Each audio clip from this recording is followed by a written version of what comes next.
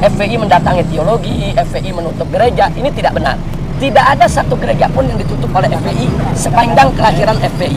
Saya sendiri SMP-nya pernah di SMP Kristen. Masa? SD negeri, SMP Kristen, kemudian SMA di SMA Islam. Tapi tetap tidak mengganggu daripada saya punya akidah sebagai seorang Muslim.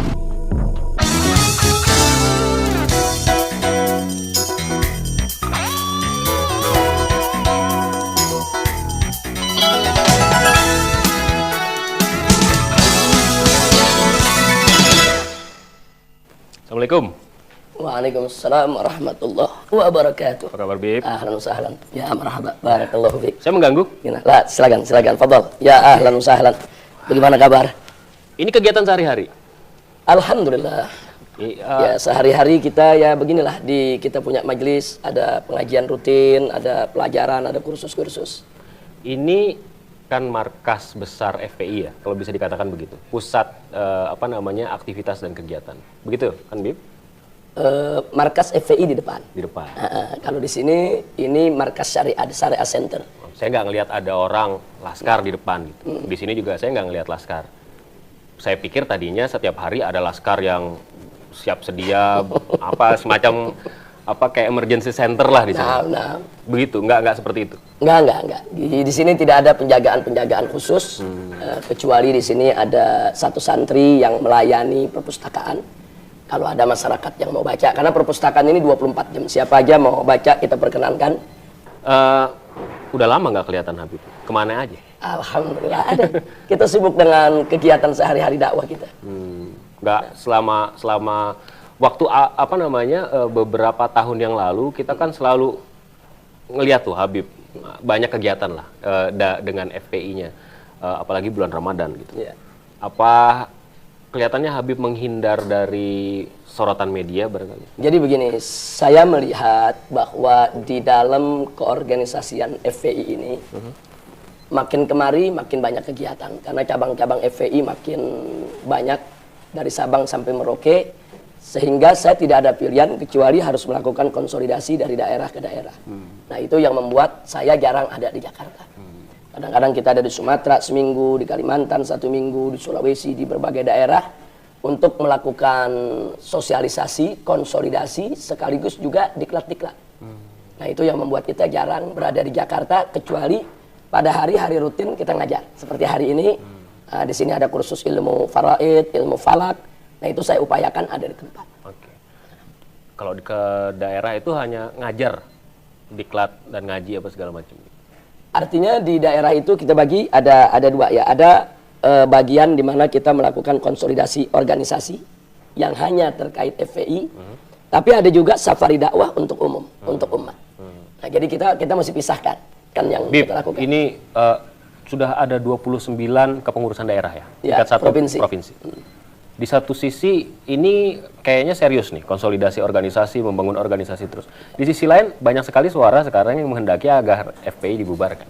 Tanggapan Habib bagaimana? Ya, saya pikir yang menginginkan pembubaran FPI itu hanya segelintir kelompok yang mencoba memanfaatkan media untuk menyaringkan suara mereka. Sebab dari masa ke masa yang saya lihat yang menginginkan FPI bubar, dia juga. Kalau nggak Komnas HAM, LBH, Kontras, dan LSM Komprador yang memang menjadi antek asing. Nggak lebih dari itu. Jadi tidak ada hal yang baru atau kelompok baru yang menginginkan FPI untuk bubar.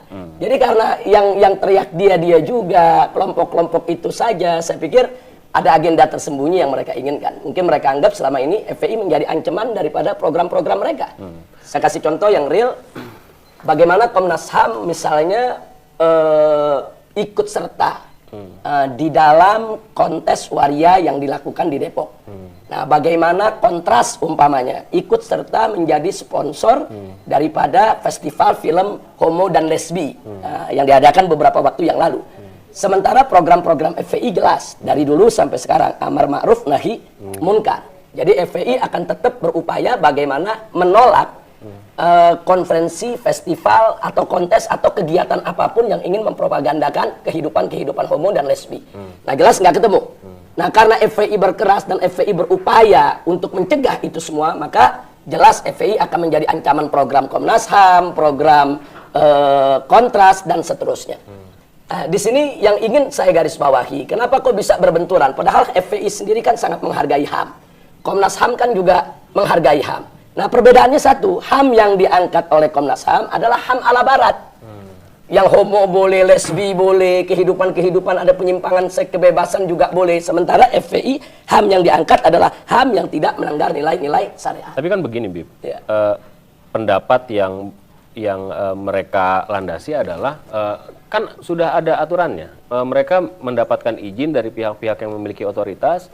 Ada undang-undang Indonesia yang tentu saja berlandaskan atas aturan-aturan yang ada dalam hukum Indonesia, gitu. Dan itu diperbolehkan. Kok tiba-tiba ujuk-ujuk FPI, dan ini menurut saya ini klasik nih, berbenturannya selalu begitu. Ada yang FPI melihat dengan paradigma yang berbeda, kelompok lain yang berseberangan melihat dengan paradigma yang berbeda. Sampai kapanpun nggak akan ketemu kayaknya. Pendapatnya bagaimana? Mereka sudah melaksanakan apa yang harusnya mereka lakukan, meminta izin dan lain sebagainya. Ini salah satu kebohongan publik yang mereka lakukan. Contoh seperti festival film Ki, film tentang homo dan lesbi. Setelah kami telusuri, kami tanyakan ke Kementerian Luar Negeri, apakah itu ada izin? Ternyata Kementerian Luar Negeri tidak tahu menahu. Padahal di sana melibatkan beberapa kedutaan besar asing.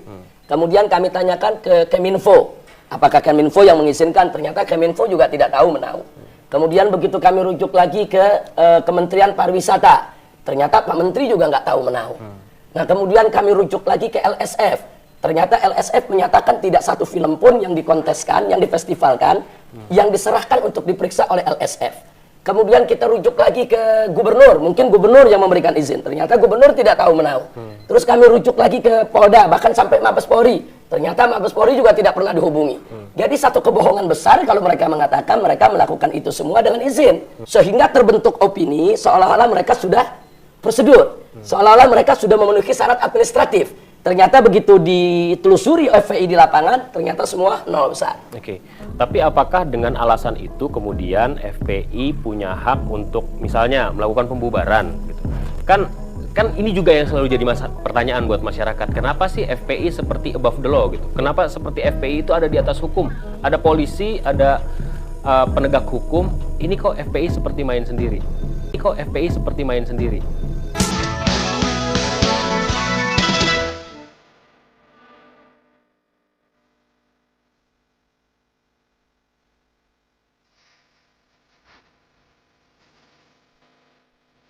Bagaimana, Bib? Jawabannya seperti apa? Ya. Ini ada kita kan selalu dengar FPI sweeping, FPI gerebek gitu. Sementara kan kita punya polisi gitu. Nah, pertanyaannya FPI ini sudah melebihi otoritas polisi misalnya. Iya. Jawabannya gimana? Jadi begini, kita pertama yang saya ingin garis bawahi seperti contoh yang tadi kita berikan ya, soal festival film homo dan gay. Di sana tidak ada penggerbekan yang dilakukan oleh FPI, apalagi sampai perusakan. Yang ada satu adalah demo, aksi. Demo itu dilindungi oleh undang-undang. No problem, dalam suatu negara demokrasi bahwa demo itu adalah legal. Karena itu sesuai dengan undang-undang dan kita lakukan sesuai dengan prosedur. Yang kedua, pada saat kita ingin membubarkan daripada festival film Ki tersebut, kita juga melaporkan ke polisi. Dan akhirnya polisi yang melarang mereka. Dan akhirnya mereka gagal melanjutkan acara mereka. Artinya tidak ada yang non-prosedural. Nah, kemudian selain itu, di dalam berbagai kasus, FPI tetap tidak boleh keluar dari prosedur yang ada. Walaupun pada tingkat praktek di lapangan, terkadang suka terjadi gesekan. Itu kita akui. Tapi itu sama sekali bukan kebijakan organisasi. Karena manakala masa turun, kadang-kadang ada kejadian-kejadian yang di luar kendali atau di luar dugaan, bisa saja terjadi di tengah lapangan. Itu di luar kendali atau diinstruksikan oleh Habib? Atau sebagaimana tadi saya katakan, di kebijakan tingkat organisasi kita punya prosedur standar. Bahwa setiap aksi dalam bentuk apapun tidak boleh melanggar daripada ketentuan-ketentuan yang ada. Intinya dua, bahwa gerakan FPI yang pertama tidak boleh melanggar undang-undang agama atau hukum agama. Yang kedua tidak boleh melanggar hukum negara. Manakala terjadi pelanggaran karena sesuatu hal, maka setiap anggota FPI, termasuk saya selaku ketua umum, harus siap bertanggung jawab secara hukum. Dan itu sudah terjadi. Itu ratusan laskar FPI sudah banyak dipenjara di mana tempat. Dan saya sendiri sudah 3 kali keluar masuk penjara. Artinya ini sekaligus menjawab andai kata FPI itu sebagaimana diisukan, digembar-gemborkan, ada punya backing, ada jenderal X, jenderal Y atau mantan ada jenderal anu atau pejabat anu atau menteri anu, ini semua terbantahkan. Sebab kalau FPI punya backing, laskarnya nggak bakal ditangkap. Kalau saya punya backing macam ini, saya nggak tiga kali masuk penjara. Nah, jadi saya pikir fakta membuktikan dan itu sekaligus menjadi jawaban. Tapi pertanyaannya adalah apakah memang hal semacam itu kan begini, itu kan berulang. Artinya kalau misalnya hal itu tidak diperbolehkan, paling tidak kan kejadian pertama menjadi pelajaran. Katanya kalau misalnya manusia tidak akan pernah jatuh ke lubang yang sama 2 kali, itu adalah makhluk yang lain. Saya nggak mau sebut binatang apa gitu ya. Tapi kan ini kejadian lagi. Walaupun belakangan ini kelihatan memang FPI agak sopan begitu, dalam tanda kutip agak baikan gitu. Gimana, Bib? Orang kan nggak salah kan orang menduga bahwa FPI memang didesain untuk melakukan tindak kekerasan. Ya, jadi begini. Jadi yang perlu saya sampaikan bahwa dari awal mulanya FPI ini lahir, FPI berharap bisa menjadi satu kekuatan masyarakat untuk menjadi pengontrol, ikut membantu masyarakat melakukan pengontrolan terhadap ditegakkannya undang-undang yang menyangkut daripada amar ma'ruf nahi munkar. Karena kita mesti jujur, sebetulnya perundang-undangan di Indonesia ini secara umum sudah cukup baik. Artinya di sini pelacuran ada larangannya, minuman keras juga ada aturannya, perjudian juga ada undang-undang yang melarangnya, pornografi, pornoaksi, secara umum sudah cukup baik. Hanya di tingkat implementasi banyak pelanggaran-pelanggaran yang terjadi, sehingga judi bisa merajalela di mana-mana. Kemudian film porno bisa dijual dengan begitu bebas, bahkan secara terang-terangan di pasar-pasar umum. Kita bisa lihat secara terbuka dengan mata telanjang. Nah, sehingga di sini FPI melihat bahwa perlu ada satu kontrol dari masyarakat yang kuat, bagaimana undang-undang yang sudah bagus ini ditegakkan. Tapi itu kerjanya polisi. Betul, yang tugas untuk menegakkannya polisi, tapi kan yang mendorong polisi mesti masyarakat. Yang membantu polisi kan mesti masyarakat, yang memperkuat polisi kan harus masyarakat, karena polisi kan manusia juga. Ada polisi yang baik, ada polisi yang tidak baik. Nah, kalau polisi yang baik, no problem. Undang-undang tadi dikerjakan, ditegakkan secara baik-baik. Nah, adapun soal adanya laskar FPI, pimpinan FPI yang kadang-kadang harus berulang kali menghadapi kasus hukum, saya pikir ini bukan persoalan dia salah atau benar, karena kan kita punya pandangan berbeda. Menurut hukum negara kami salah, tapi menurut hukum agama yang kami yakini kami tidak salah. Ini ada perbedaan paradigma, ada perbedaan pandangan. Nah, kami hormati pemerintah yang ingin menegakkan hukumnya, dan kami tetap berkeyakinan berpegang kepada hukum yang selama ini kami yakini sebagai umat Islam. Saya rasa semua warga masyarakat yang baik sepakat dengan itu. Masalahnya kemudian adalah apakah harus dilakukan dengan tindakan yang konkret gitu. Konkret itu maksudnya kayak misalnya kalau ada polisi yang nggak benar sudah ada Kompolnas. Kalau misalnya Kompolnas tidak ada komisi di DPR yang menangani hal itu, atau lapor sama pemimpinnya misalnya begitu. Itu kan bisa dilakukan. Kalau ada pelanggaran, itu kan teorinya. Nah, teorinya kan idealnya begitu. Artinya polisi nggak benar ada Kompolnas, ya kan? Kita lapor polisi nggak dilayani bisa di kejaksaan dan seterusnya dan terus-terusan. Ini kan teori indah betul ini. Tapi kita lihat praktik di lapangan tidak seperti itu. Nah, muncul pertanyaan sekarang. Bagaimana kalau penjahat dengan pejabat berkolusi? Atau berkolaborasi, apa yang harus dilakukan oleh masyarakat? Nah, itu juga jadi pertanyaan masyarakat. Nah, ini jadi fakta, sebab kalau pejabat sudah berkolaborasi dengan penjahat, maka kejahatan si penjahat pada saat kita laporkan ke penegak hukum pejabat, nggak ada artinya. Karena kejahatan mereka itu dilindungi. Nah, ini yang kita mau pecahkan. Nah, jadi bagaimana ini satu problem besar. Manakala pejabat dan penjahat tidak berkolaborasi, kita tidak punya problem. Artinya pejabat akan berpihak kepada rakyat untuk melawan kejahatan. Ya, masalah ini kan nggak akan tuntas. Artinya negara kita bukan negara Islam. Hukumnya juga bukan hukum Islam. Sementara FPI meyakini bahwa yang harus dikemukakan adalah hukum Islam, yang harus diindahkan adalah hukum Islam. Ketika itu berbenturan, berbeda satu sama lain interpretasinya, maka akan dipilih ya akan ngulang-ngulang terus dong berarti. Akan ada kejadian-kejadian yang sama terus. Saya ingin garis bawahi, saya sepakat Indonesia bukan negara Islam. Tapi mayoritas Indonesia juga bukan negara syaitan. Nah, kita mesti garis bawahi dulu. Jangan nanti ada konotasi Indonesia bukan negara Islam, berarti Indonesia boleh seenaknya begitu untuk melanggar hukum-hukum agama. Karena ada 3 landasan hukum yang diakui oleh negara. Pertama, hukum agama, kedua hukum adat, ketiga hukum sipil. Nah, ini satu yang ingin saya garis bawahi. Indonesia bukan negara Islam, tapi Indonesia juga bukan negara setan. Yang benar, Indonesia adalah negara berdasarkan ketuhanan. Nah sekarang kalau kita bicara ketuhanan, apakah korupsi itu sesuai dengan nilai-nilai luhur ketuhanan? Nah, saya mau ke arah situ tuh. Pertanyaan saya adalah, ada yang menyatakan begini, ini FPI miras dilawan, pelacuran dilawan, kemudian misalnya aliran yang sesat lagi menyesatkan dilawan. Kok nggak ada sih yang demo koruptor misalnya, atau obrak-abrik dia tuh kantor koruptor, atau obrak-abrik dia tuh orang yang menyelewengkan uang negara? Nggak ada tuh FPI. Kenapa itu kayak gitu? Kita jalan aja.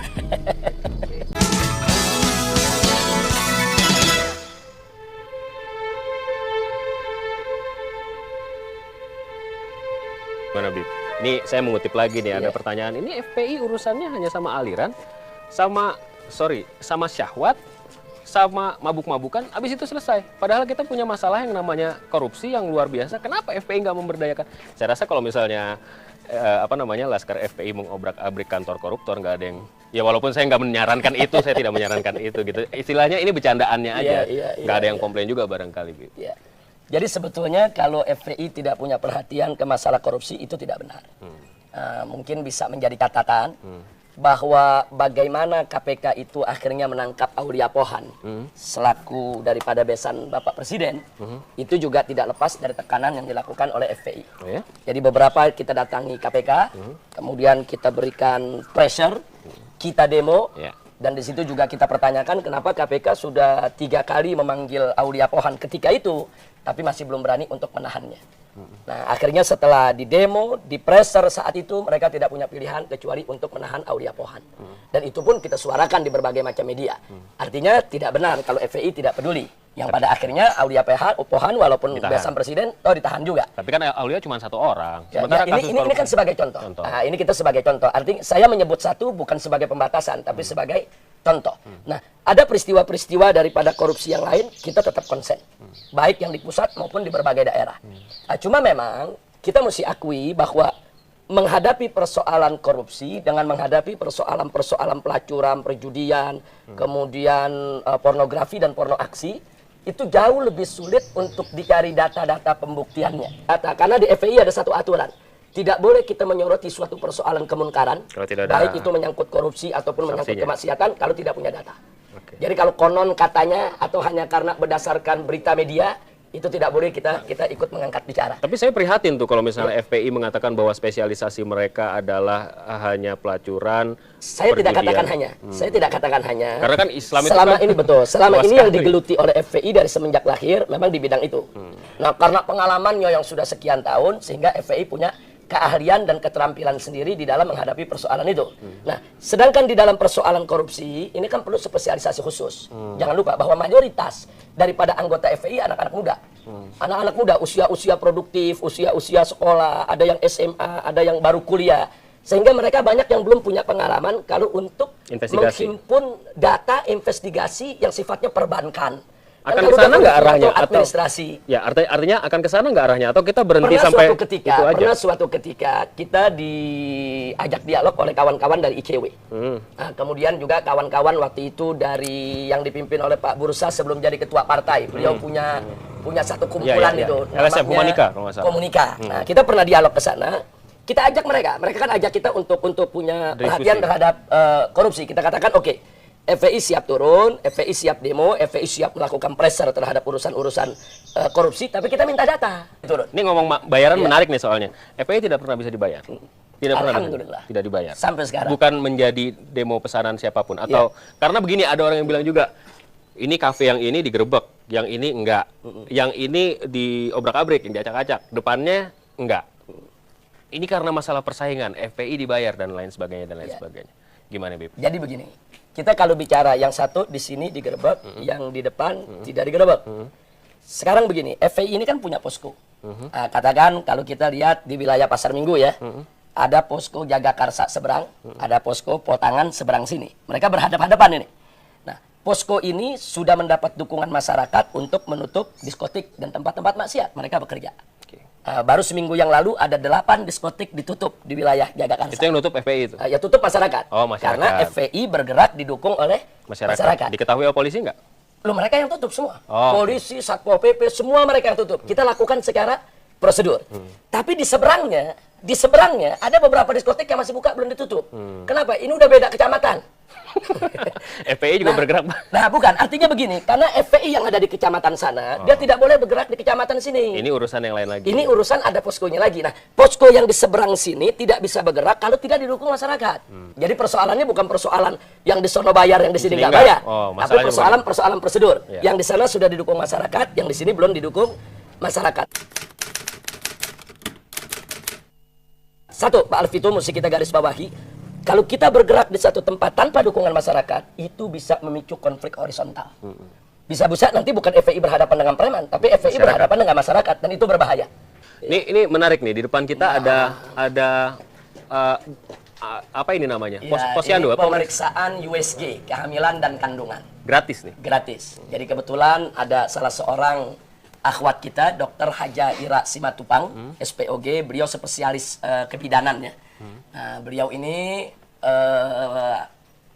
bekerja sama dengan FPI, yaitu untuk membuka pemeriksaan kehamilan dan kandungan secara gratis dengan menggunakan USG. Kebetulan beliau punya USG.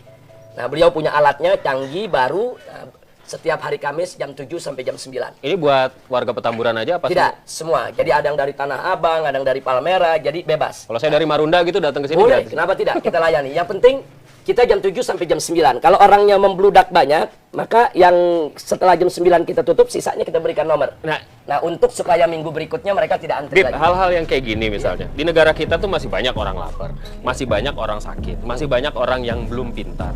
Kenapa sih FPI tidak bergerak untuk menyelesaikan masalah ini? Masalah-masalah ini justru masalah yang krusial yang harus diselesaikan. Pertanyaan ini juga masalah klasik nih, yang sering juga ditanyakan sama FPI pasti. Tapi pertanyaannya, kenapa hal itu tidak dilakukan? Kenapa FPI lebih bersemangat untuk mengumpulkan laskar dan melakukan tindakan yang sifatnya lebih fisik gitu ya, bawa pentungan dan lain sebagainya. Kenapa nggak kayak gini nih? Posyandu banyakin, sekolah banyakin, lembaga amil zakat, infak dan sodako banyakin gitu. Kita jalan lagi.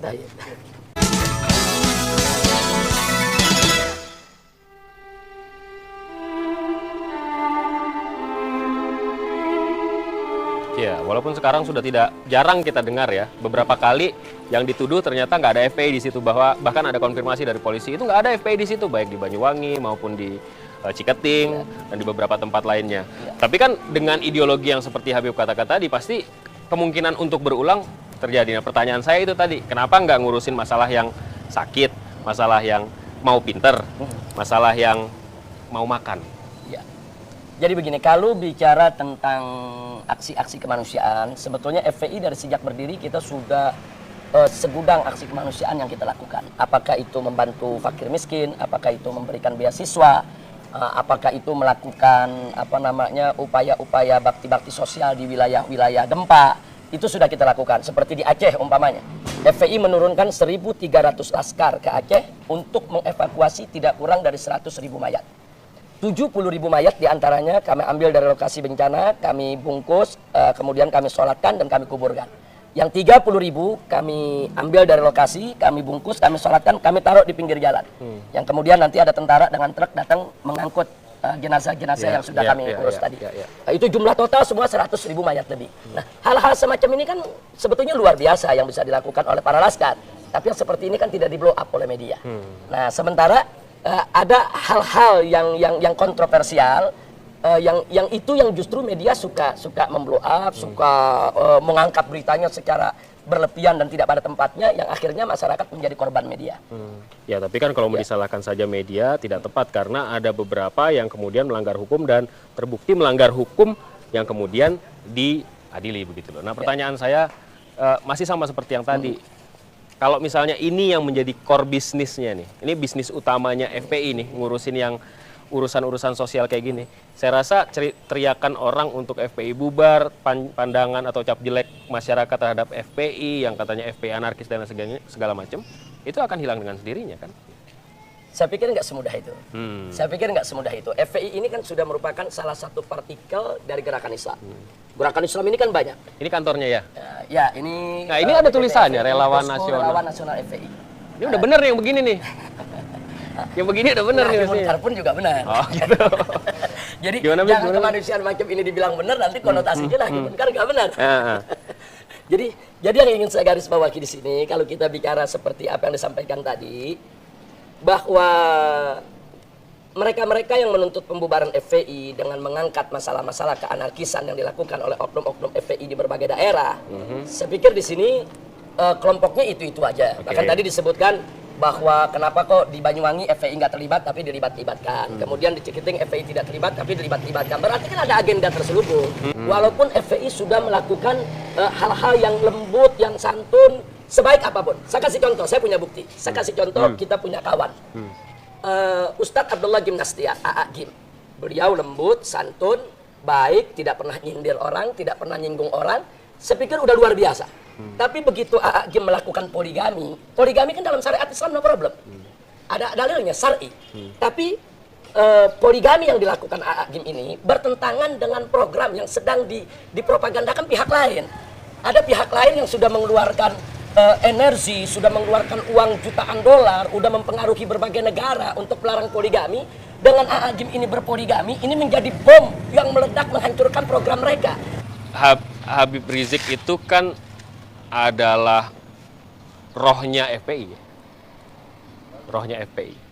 Waktu pendirian memang punya gambaran bahwa FPI akan seperti ini. Dicap anarkis, dicap suka berantem, dicap tidak pluralis, rencananya seperti itu apa enggak sih? Jadi sebetulnya FPI ini, saya tidak sepakat kalau dikatakan saya ruhnya FPI, tapi FPI ini merupakan organisasi hasil kerjasama berbagai kalangan, baik dari habaib maupun dari kiainya. Sebab tanpa keberadaan mereka, FPI tidak akan sebesar saat ini. Nah kebetulan, memang saya salah satu di antara mereka yang dipercayakan, diamanatkan untuk memegang jabatan sebagai ketua umum. Tapi peran mereka tidak bisa kita abaikan dan kita kucilkan. Nah pada awal pendirian, jangankan seperti yang kita lihat FPI saat ini, mungkin saat itu kawan-kawan termasuk saya sendiri tidak pernah bermimpi kalau FPI ada di 29 provinsi. Nah, adapun kelompok-kelompok yang anti FPI saya pikir wajar, pro dan kontra itu wajar dalam kehidupan. Yang penting bahwa FPI daripada semenjak didirikannya adalah punya prinsip, yaitu visi dan misi untuk menegakkan amar ma'ruf nahi munkar. Dari kecil kemudian menjadi besar. Kemudian ada 29 ada 29 dewan perwakilan ya atau dewan pengurus daerah provinsi. Sering masuk TV, jadi perbincangan orang. Ini FPI menjadi fenomena gitu. Fenomenanya kebanyakan dicap sebagai negatif. Ada orang yang mengatakan juga FPI berhasil untuk mendidik semangat radikalisme di Indonesia sampai akhirnya berkembang biak dan meluas gitu. Nah Habib ini sebenarnya Pancasilais nggak sih? Gitu. Kan Habib kan tinggal di Indonesia, anak Petamburan gitu. Sebenarnya menghargai nggak sih perbedaan dan keragaman atau semua harus Islam? Semua orang harus Islam dan semua orang harus kayak Habib, semua orang jadi laskar. Gitu. Kita sambil jalan.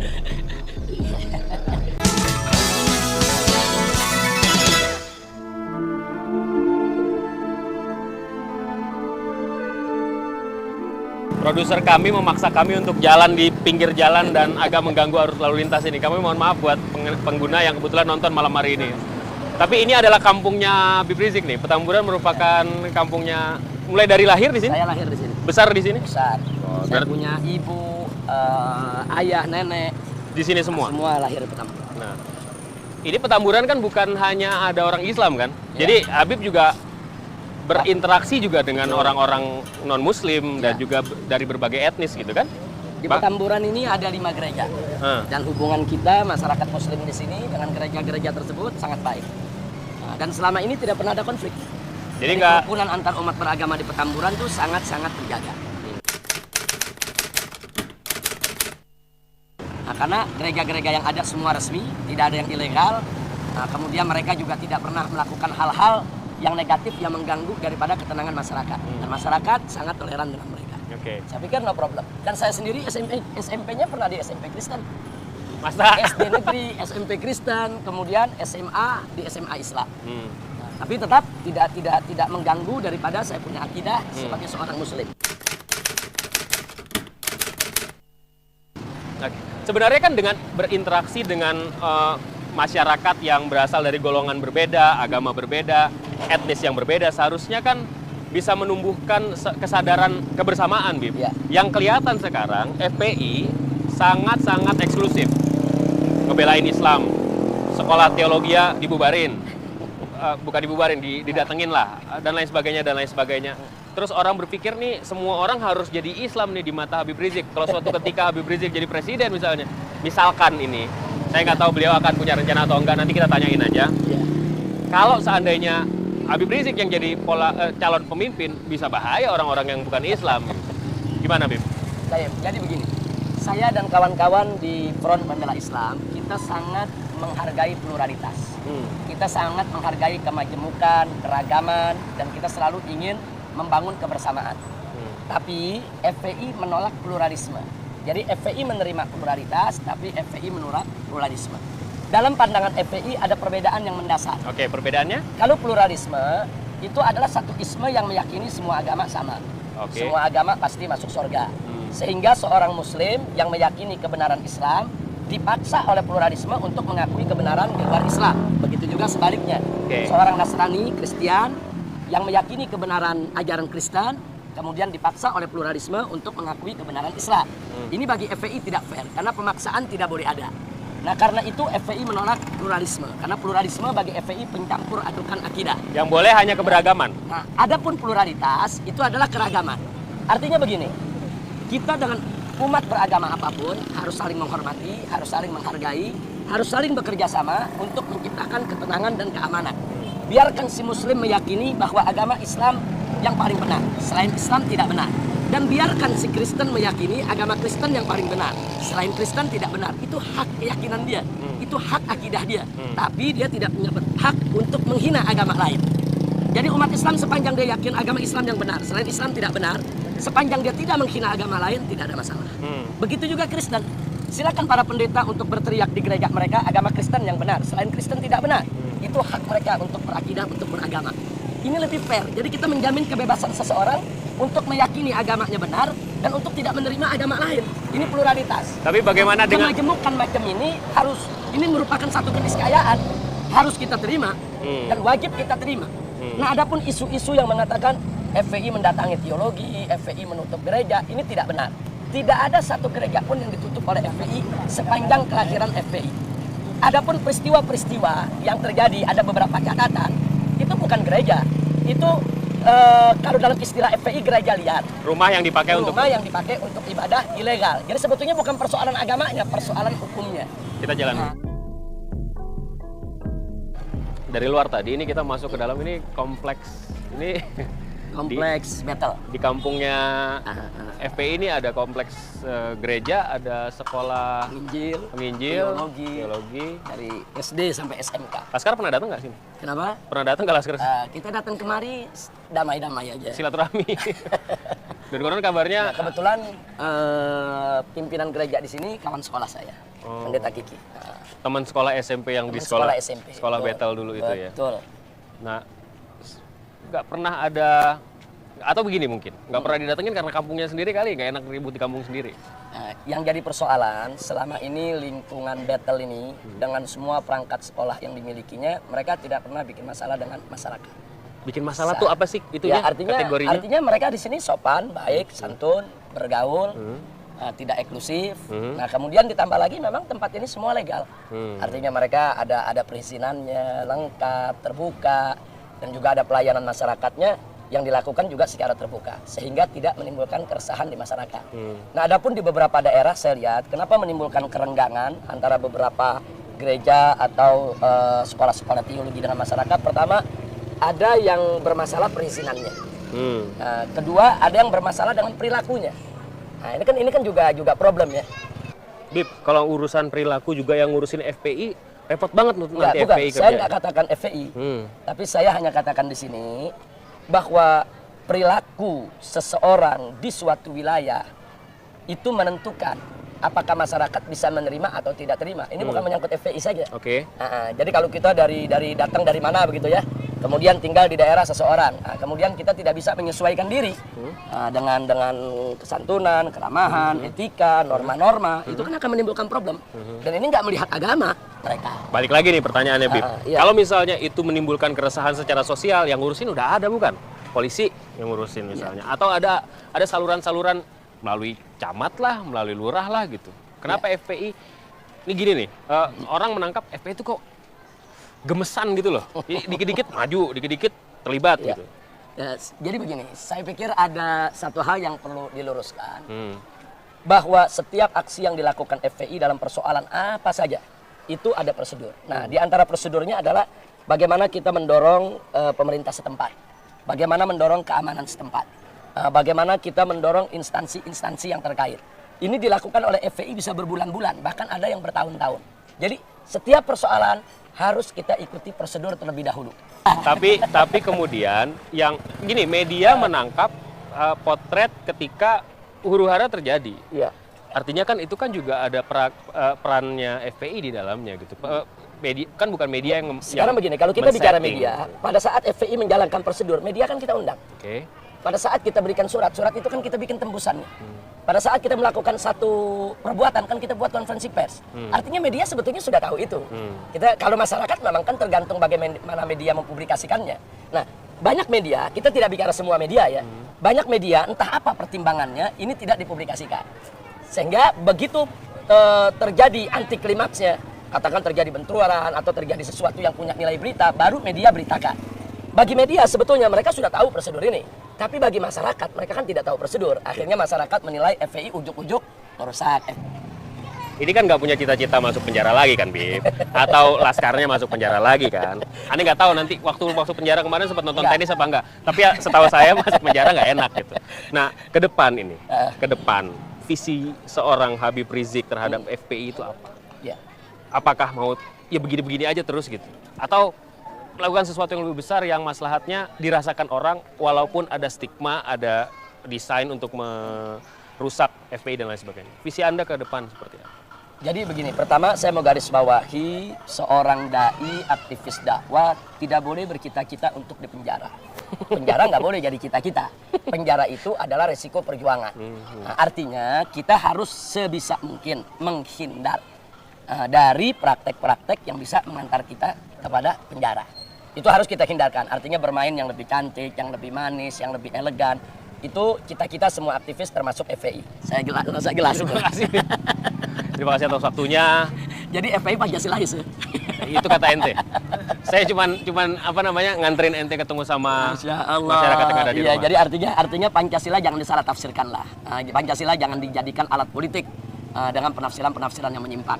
Nah, mudah-mudahan Indonesia ke depan jadi baldah thayyibah. Amin. Dan mudah-mudahan insya Allah kita semua bisa mendapat barakah dari Allah. Amin. Terima kasih. Baik, jazakumullahu khairan. Sampai ketemu lagi. Sampai di sini kita ketemu minggu depan dengan tokoh yang lainnya.